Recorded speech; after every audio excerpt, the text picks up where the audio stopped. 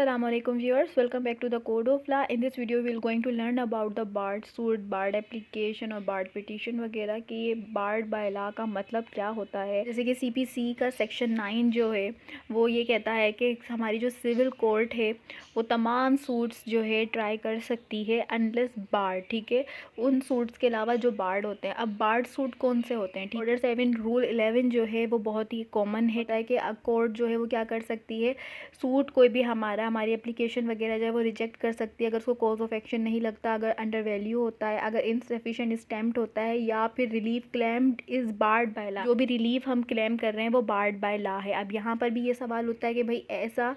कौन सा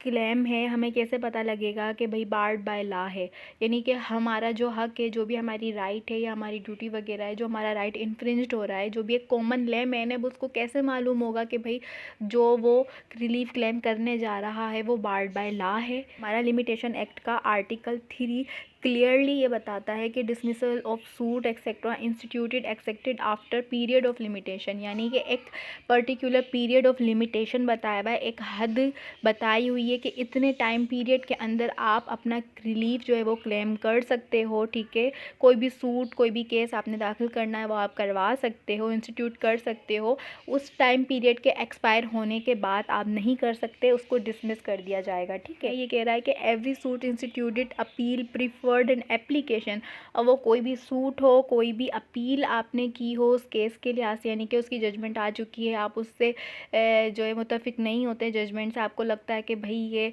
सही जजमेंट नहीं आई है, तो आप अपील करते हो या आप कोई भी एप्लीकेशन वगैरह देते हो, अगर वो made after the period of limitation prescribe therefore, ठीक है। जो भी फर्स्ट शेड्यूल में हमारी तमाम जितने भी सूट हैं, जितने भी एप्लीकेशन अपील वगैरह हैं, स्पेसिफिकली जो है उनकी लिमिटेशंस बताई हुई हैं कि भाई ये अपील है, अगर इस किस्म का केस है, इस नेचर का केस है, तो आपने इतने इतने टाइम पीरियड के अंदर आप अपनी अपील कर लो, आप एप्लीकेशन दे दो, आप सूट इंस्टीट्यूट कर दो। लेकिन अगर वो पीरियड एक्सपायर हो जाता है, जैसे कि फॉर एग्जांपल 3 महीने का टाइम दिया कि आपने 3 महीने के अंदर अंदर अपील कर लेनी है, लेकिन अगर आप नहीं करते हो तो फिर उसके बाद आपका अपील का राइट जो है वो ख़त्म हो जाएगा, आप बाद में अपील नहीं कर सकते हो, ठीक है। तो ये इस तरीके से जो है लिमिटेशंस बताई हुई होती हैं। बार्ड बाय लॉ का मतलब ये होता है कि कोई भी ऐसा सूट, कोई भी ऐसी अपील, कोई भी ऐसी एप्लीकेशन वगैरह, ठीक है, यानी कि कोई भी आपका नेचर का केस हो और उसका एक पर्टिकुलर जो है टाइम पीरियड बताया हुआ हो, और उस टाइम पीरियड के बाद अगर आप अपना रिलीफ जो है क्लेम करने के लिए जाते हो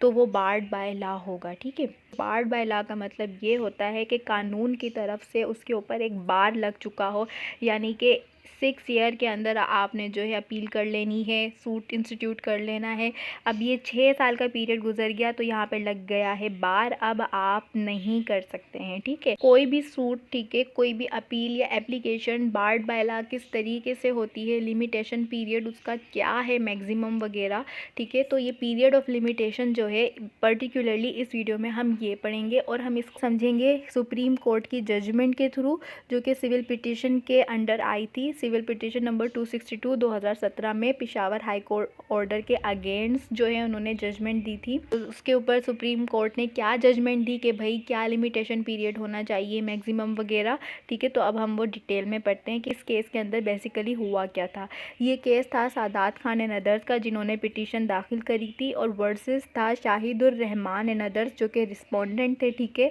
डेट ऑफ हियरिंग थी 23/9/2021, ठीक है। फैक्ट्स ऑफ द केस क्या थे कि भाई ये इस केस का फॉर्मर बैकग्राउंड ये था कि भाई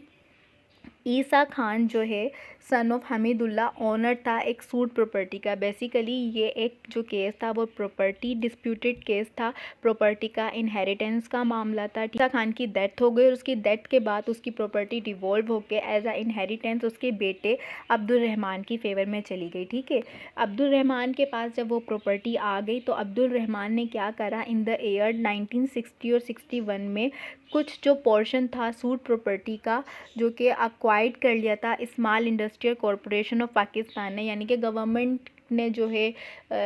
वो उस जगह को गवर्नमेंट ने अपनी यूज़ में ले लिया था and the said Abdul Rahman receive the compensation thereof, और अब्दुल रहमान को कंपनसेशन दे दी थी। अब इसके बाद क्या हुआ कि अब्दुल रहमान जो है उसकी भी डेथ हो जाती है, ठीक है। और जो रिस्पोंडेंट नंबर 1 to 5 है, अब जो मेन रिस्पोंडेंट है इस पिटिशन के being his son and daughters, and respondent number 6 जो कि वाइफ है, ठीक है, inherited the remaining suit property. अब वो प्रॉपर्टी जो है डिवॉल्व होके उनके जो आप समझ लें परपोते हैं ईसा खान के, उन लोगों के पास आ गए, यानी कि उसके परपोते की वाइफ है, उसके बच्चे वगैरह जो इन सब के पास वो सूट प्रॉपर्टी क्या होती है, डिवॉल्व होकर आ जाती है। अब जो रिस्पोंडेंट नंबर 1 to 6 है वो क्या करते हैं, वो सोल्ड आउट कर देते हैं almost of the remaining suit property. अब जितनी प्रॉपर्टी वो बची थी वो उस प्रॉपर्टी को बेच देते हैं, ठीक है, respondent number 12 to 74 and others को। अब who are now recorded as owner in the possession of the suit property. अब ये सूट प्रॉपर्टी किसके पास है, किसी थर्ड पर्सन के पास है, ठीक है,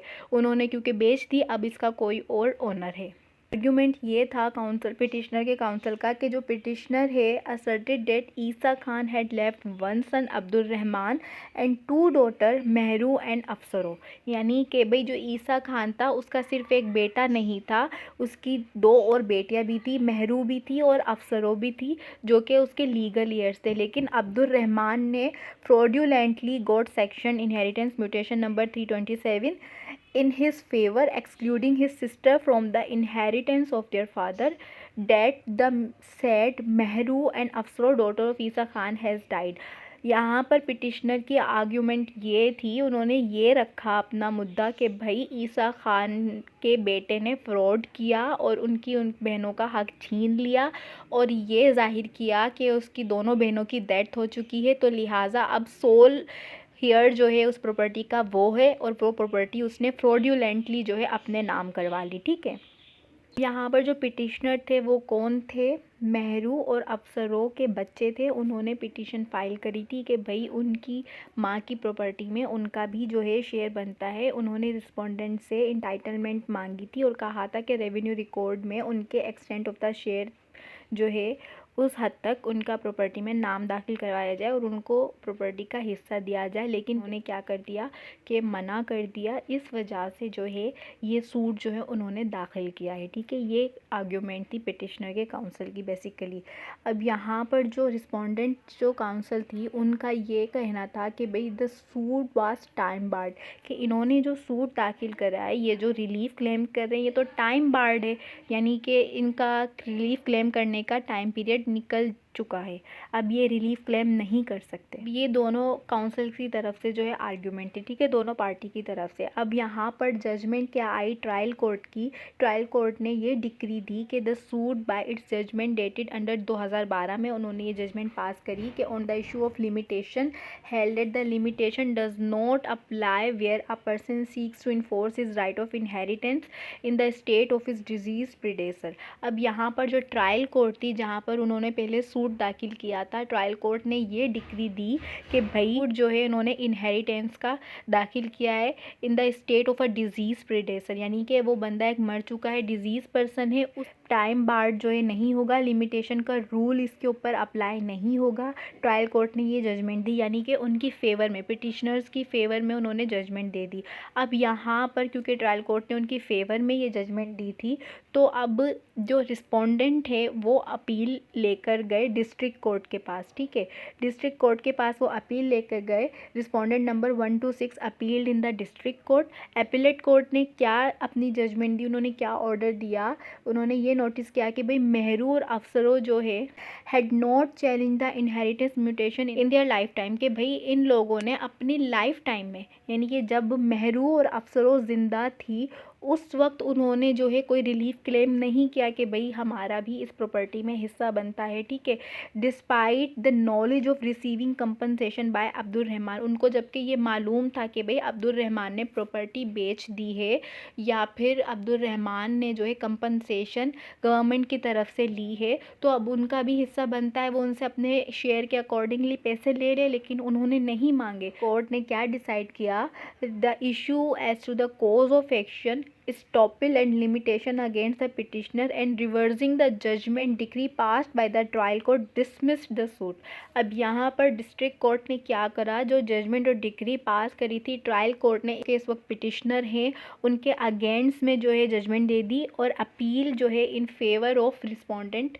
कर दी। ठीक है, और उन्होंने किस बेस पे करी कि भाई ये जो सूट है ये बार्ड बाय लॉ है। ठीक है, टाइम बार्ड है, लिमिटेशन का जो इसके ऊपर स्टॉपेज लगता है, यानी कि उन्होंने अपनी ज़िंदगी में ही जब रिलीफ क्लेम नहीं करा, अब वो बंदियां मर चुकी हैं, अब इसका टाइम पीरियड गुजर चुका है, अब वो जो है रिलीफ क्लेम नहीं कर सकते। ठीक है, ये ऑर्डर देकर उन्होंने डिसमिस कर दिया सूट को। अब जो इस वक्त पिटिशनर है वो क्या करते हैं, वो अब जाते हैं हाई कोर्ट में। हाई कोर्ट के पास वो रिवीजन पिटिशन लेकर जाते हैं against the judgment of the appellate court in the high court filing a revision petition. अब जो क्या करते हैं, जो पिटिशनर हैं वो अपना ग्रीवियंस लेकर हाई कोर्ट में जाते हैं और हाई कोर्ट क्या करती है, the high court also took up the issue of cause of action estoppel and limitation, examined the evidence available on record thereto and upheld the decision of the appellate court on these issues। अब यहाँ पर high court क्या करती है, वो upheld कर देती है decision of the appellate court, यानी कि appellate court ने जो डिसीजन दिया है वो बिल्कुल सही करार दिया है। ठीक है,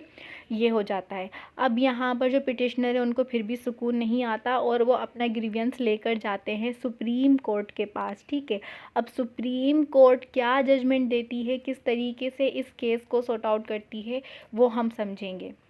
क्या कि बाकी में ये जो है सूट बार्ड बाय लॉ है। अब सबसे पहले तो जो है सुप्रीम कोर्ट ने इस इशू को क्लियर करा कि जो कि ट्रायल कोर्ट ने डिक्री दी थी कि भाई ये सूट जो है इनहेरिटेंस प्रॉपर्टी पे है, डिजीज़ पर्सन की है, तो ये बार्ड बाय लॉ नहीं होगा, यानी कि टाइम बार्ड नहीं होगा। तो सबसे पहले सुप्रीम कोर्ट ने ये कहा कि भाई as per article 120 of the schedule 1 of limitation act के कोई भी suit for which no period of limitation is provided elsewhere in the schedule, the period of limitation for that suit is 6 year from the time when the right to sue accrues. ठीक है, supreme court ये कहती है कि भाई अगर limitation act में कहीं पर किसी सूट के लिए, किसी एप्लीकेशन के लिए, किसी भी अपील के लिए टाइम पीरियड नहीं दिया हुआ, तो अब वहाँ पर हम क्या कंसिडर करेंगे, तो उसके लिए हम 6 ईयर कंसिडर करेंगे कि अगर कोई टाइम बार्ड नहीं लगा हुआ, दैट मीन्स कि उसके ऊपर 6 ईयर का टाइम बार्ड लगा हुआ है कि 6 ईयर्स के अंदर अंदर आप अपना अपील कर लो, आप एप्लीकेशन दाखिल कर लो, आप सूट दाखिल कर लो। ये 6 ईयर का पीरियड कहाँ से शुरू होगा, रिलीफ क्लेम कर सको,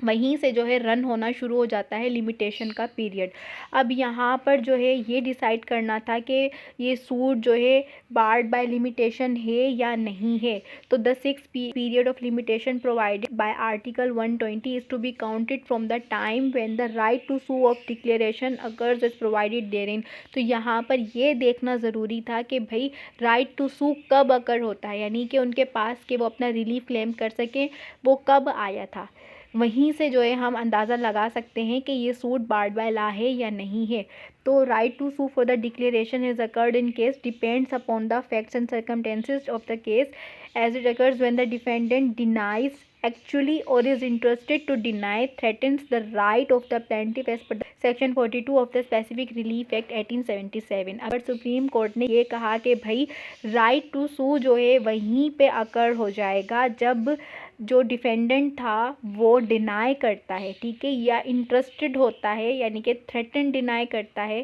कि